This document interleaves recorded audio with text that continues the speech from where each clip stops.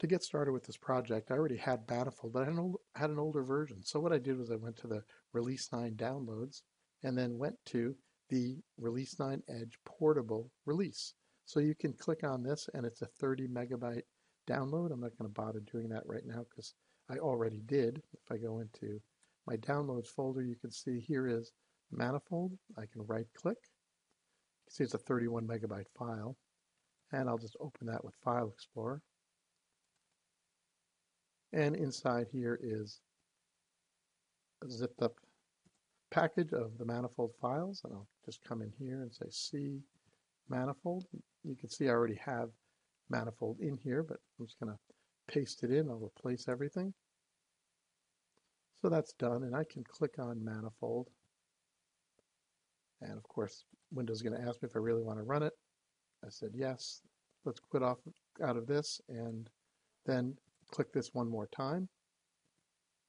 So this time it opened up without even asking me if I needed to, and I'm going to just come in here and I'm going to look at some recent projects. I already had a project. I'll open one called Tompkins Fast. Actually, let me open up a different one.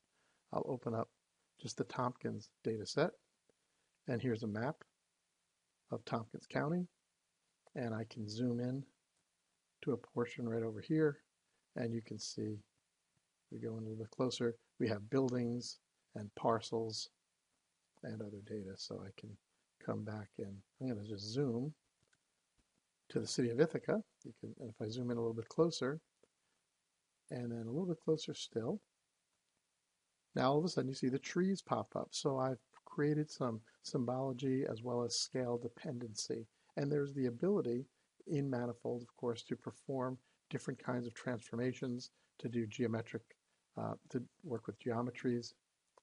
So for instance, I can move to the shapefile for Tompkins County, and there's buffering, or I can do some kind of an overlay. So the intersect, identity, and union. So it's a full GIS that we have here that's contained inside the Manifold package. Now the other thing I have real quickly is some of this data is coming from a Postgres database. So I'm tunneling directly into there. Other data is coming from a geodatabase, and more data is coming from even another geodatabase. And my parcels I have coming in locally. Now there's a little bit of a hit I mentioned in the blog post when you start to interact with Postgres and geodatabases. So you can actually put all the data in here locally, which is what I've done for what I called Tompkins Fast.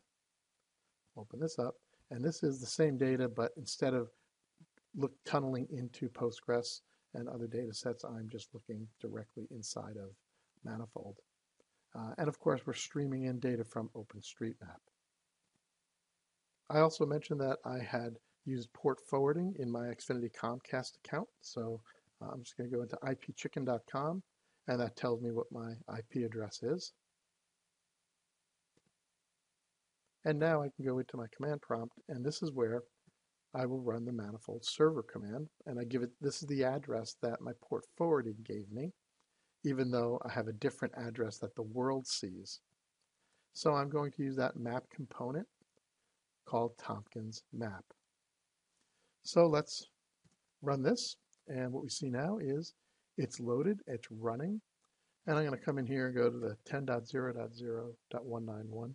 So this is a local version of the data that I can zoom in and zoom out with, and pan as well. So we come in a little closer.